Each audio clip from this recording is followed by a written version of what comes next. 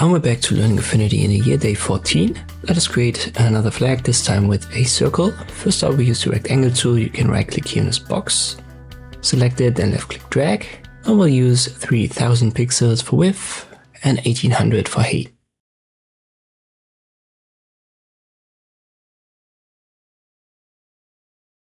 Then we position it in center, and the smart guides here, they help us finding the center.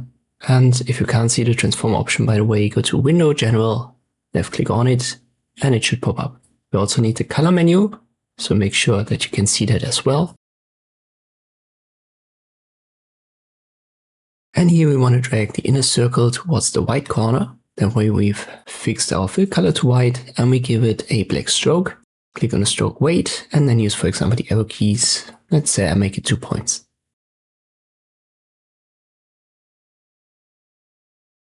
Alright, that's our rectangle. We have fill and stroke set up. Sizes are correct. And now we right click on this box again and use the ellipse tool. Hover to the center, the smart guides will show up, and then left click drag. And if you hold Control, this changes the origin point. You can see that here the origin is in center. And if I hold Control, our center of the circle will also be in center. And then also hold Shift, and this gives you a perfect circle where width and height is the same. Then we get rid of the stroke.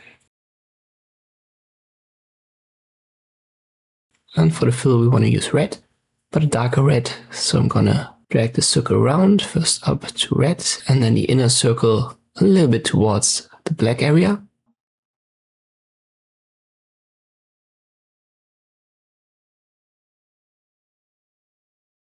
I believe even a little bit more.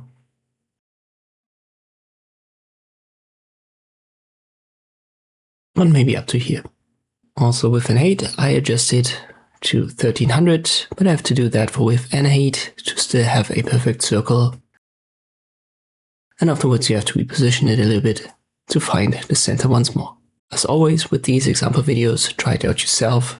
Gives you a little bit of practice in using Affinity. I hope this video was helpful, thank you for watching, and I'll see you next time.